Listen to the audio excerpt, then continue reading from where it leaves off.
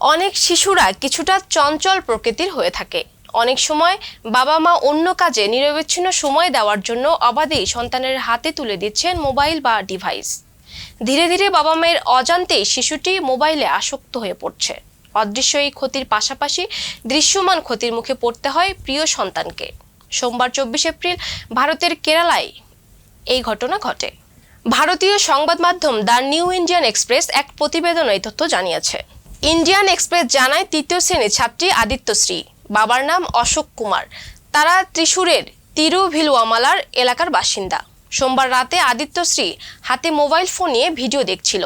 এ সময় হঠাৎ মোবাইল ফোনটি বিস্ফোরিত হয়। এতে মারাত্মক আহত হয় শিশুটি।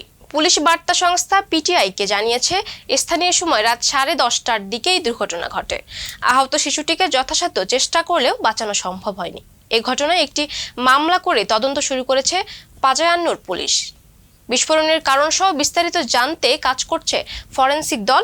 পুলিশের ধারণা, ব্যাটারি ওভারহিটিং বা অতিরিক্ত গরম হয়ে যাওয়ার কারণেই হয়তো মোবাইল ফোনটি বিস্ফোরিত হয়েছিল।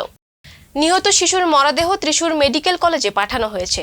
এর আগে গত ফেব্রুয়ারিতে মধ্যপ্রদেশের উজ্জয়িন জেলায় মোবাইল ফোনের ব্যাটারি বিস্ফোরণে এক ব্যক্তির মৃত্যুর অভিযোগ উঠেছিল।